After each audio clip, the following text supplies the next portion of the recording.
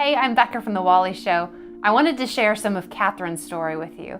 She wrote to us to say, 3 years ago, my mom was diagnosed with a rare form of ovarian cancer. She started chemo right away, and within a few months, she had a radical hysterectomy and exploratory surgery to rid her body of the tumors. Within 6 months, she went into remission, and we were so glad. But we knew that this type of cancer had a very high recurrence rate. And sure enough, 6 months later, the cancer was back and wasn't backing down. So for the next 2.5 years, Catherine's mom went through chemotherapy and treatment.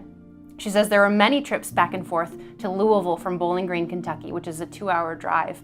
I would always turn on WayFM. Before all of this, she'd listen to other stations and other music. But now my mom listens to nothing but WayFM. This radio station has ministered to her and to our family many, many times, so thank you. I'm no stranger to those long drives back and forth to the hospital with my husband's chronic illness, and there are times where you feel so lonely in the car, questioning why this is happening to your loved one, why it's happening to you and your family. And sometimes the music and the message of WayFM is the only thing that I could rely on to get me through that drive and get me to the next doctor's visit.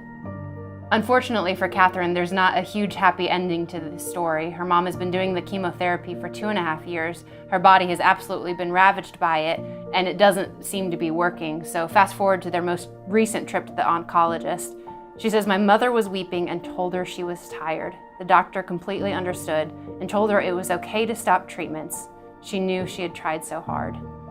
I wanted to share that with you first and foremost because Catherine's still going through this with her mom and it's something to pray for, but also just to show you the kind of impact you have when you support WayFM. WayFM's there for people on the good days and on the whatever days when you're just going through life, but it's also there on the bad days and then on the days when there are just no words.